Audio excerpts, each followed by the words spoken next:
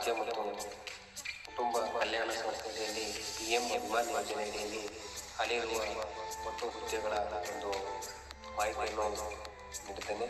ಈ ಒಂದು ಹುದ್ದೆಗಳಿಗೆ ಹಿರಿಯ ದರ್ಜೆ ಸಹಾಯಕ ಮತ್ತು ನರ್ಸಿಂಗ್ ಆಫೀಸರ್ ಹುದ್ದೆಗಳಿಗೆ ಅರ್ಹ ಅಭ್ಯರ್ಥಿಗಳಿಂದ ಆನ್ಲೈನ್ ಮೂಲಕ ಅರ್ಜಿಯನ್ನು ಆಹ್ವಾನಿಸಲಾಗಿದೆ.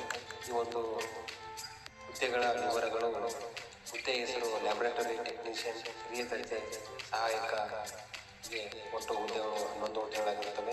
ನಂತರ ನರ್ಸಿಂಗ್ ಆಫೀಸರ್ ಹುದ್ದೆಗಳಿಗೆ 11 ಹುದ್ದೆಗಳಾಗಿರುತ್ತವೆ. ಒಟ್ಟು ಹುದ್ದೆಗಳ ಸಂಖ್ಯೆ 22. ಕೆಲಸ ಸ್ಥಳ ಒಂದು ಗದಗ ಜಿಲ್ಲೆಯಲ್ಲಿರುತ್ತದೆ.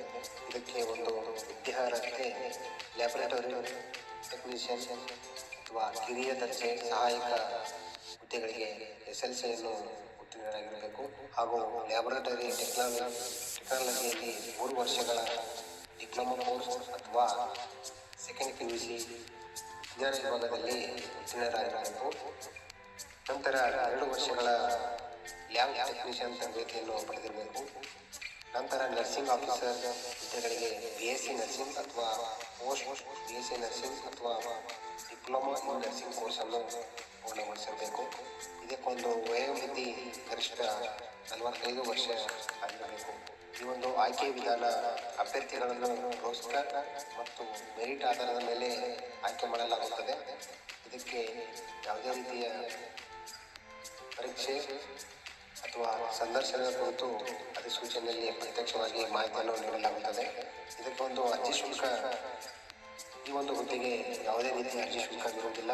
ಎಲ್ಲ ಅಭ್ಯರ್ಥಿಗಳಿಗೂ ಉಚಿತವಾಗಿ ಈ ಒಂದು ಅರ್ಜಿಯನ್ನು ಸಲ್ಲಿಸಲು ಅವಕಾಶ ನೀಡಲಾಗಿದೆ.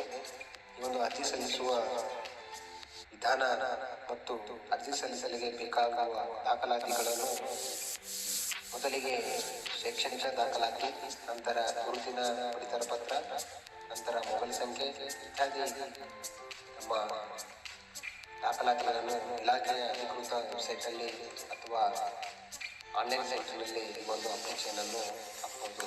ಈ ಒಂದು ಅಪ್ಲಿಕೇಶನನ್ನು ಅರ್ಜಿಯ ಪ್ರಾರಂಭ 20 ಮೇ 2025ರಂದು ಈ ಒಂದು ಅಪ್ಲಿಕೇಶನ್ ಪ್ರಾರಂಭವಾಗುತ್ತದೆ.